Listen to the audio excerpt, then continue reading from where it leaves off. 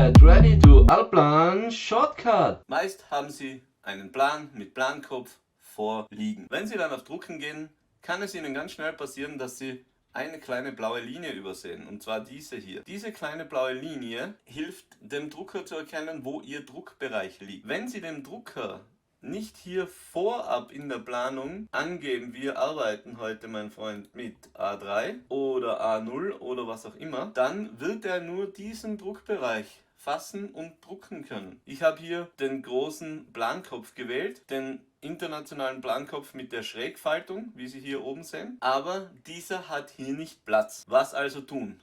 Er hat nicht Platz, weil mein Drucker nur A3 kann. Wir schließen hier und gehen auf Seite einrichten. Hier sehen wir diesen blauen Rahmen nicht. Hier können wir, wenn wir von Beginn an nicht darauf achten, einfach Pläne reinziehen. Wir können sie designen, wir können das Ganze aufarbeiten. Und am Schluss müssen wir alles umbauen, da wir diesen Rahmen nicht beachtet haben. Machen Sie sich also zuerst die Seite klar, damit Sie dann nicht alles umbauen müssen. Jetzt haben wir eine A3-Seite. Wenn ich jetzt auf Drucken gehe, dann ist mein blauer Rahmen in diesem A3-Fenster.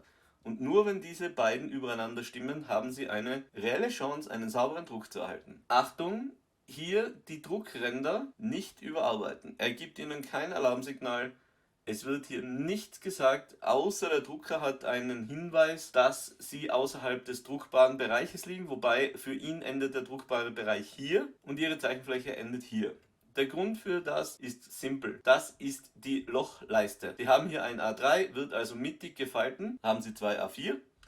Ohne schräge Faltung und Sie falten das A4 aber auf diese Linie. So bleibt diese Leiste hinten frei und Sie können den Plan einheften. Für mich immer von vornherein großes Anliegen ist, bitte den Plankopf so gestalten, dass wenn ich die Faltung vornehme, dass er vielleicht irgendwie lesbar ist. Oder dass es mit Aufklappen einfach gleich lesbar ist. Vor allem bei großen Plänen. Bei dem Plan ist es jetzt so, dass es nicht so geht, aber wenn ich 3, 4, 5-fach Faltung habe, dann ist es wichtig, dass der Plankopf außen irgendwo zu liegen kommt. Ich habe Leute, die den Plankopf hier innen gestalten oder irgendwo da oben. Und wenn ich dann durch die Mappe gehe und mein Plan eigentlich so gefalten ist, dass die erste Seite das Deckblatt ergibt, ist bei einer 3 jetzt schwierig möglich, dann fehlt es da einfach. Dann ist irgendein leeres Teil vom Plandesign da oder es ist ein Detail da. Und bei 300 Projekten kenne ich mich dann einfach nicht mehr aus. Und wenn ich aber das so gestalte, dass vorne der Plankopf drauf ist oder wie auch immer ich internationale Faltung gestalten will, dann habe ich wirklich einen Vorteil. Ich merke das gerade bei mir, da wird frei designt. Man sucht sich zu Tode. Also man muss jeden Plan auffalten oder irgendwie verklappen, damit man den Inhalt findet. Wichtiger Tipp, zuerst überlegen oder, wenn es es im Haus schon gibt, bitte